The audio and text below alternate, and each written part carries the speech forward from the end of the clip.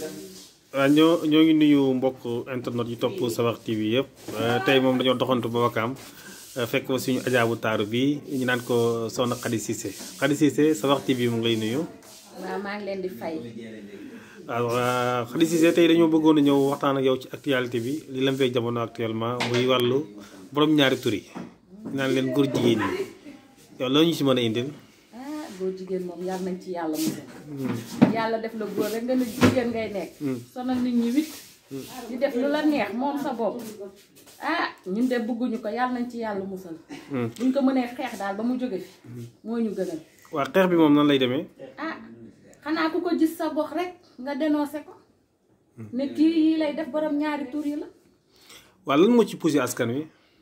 lu leen ci poussé mooy mbirum xaalis dégg naa daal.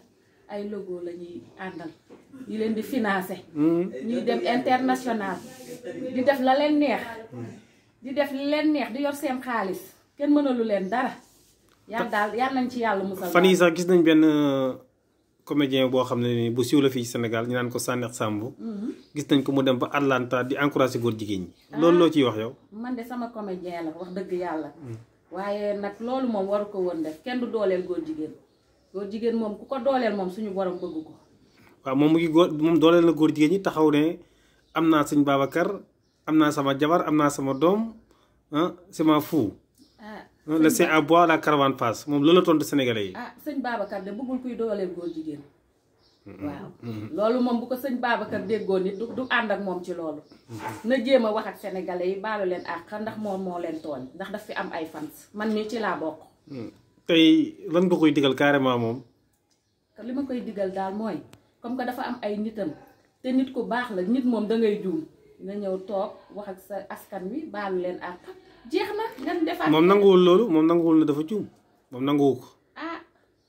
entourage am nañ ko xamal ne dangaa juum buñ ko bëggee. waaw loolu la yonent bi wax sax sa mbokk bu tooñee nga faral ko. buñ ko tooñee nga faral ko. ni nga koy faralee mooy bu tooñee nga ne ko yaa tooñ. mu defeel nii ak nee buñ ko tooñee. nga ne ko nii ngay defee ak nee. waaye moom dafa tax rek dëgg ci tànkam. xam nga des fois nit day ñëg bañ a dellu ginnaaw. waaye nañ ko topp rek bu yàggee dina ñëw bu ñëwee dina baalu. ak ni mu mel actuellement ci àdduna bi ñi gis ndaw yi ñu bëri dañ leen fëkk looy digal ndaw yi. nañu dellu ci diine ji nañ dellu ci diine ji buñ ci delloo yooyu yëpp seytaane du leen topp. ndax alal la daal affaire alal la daal.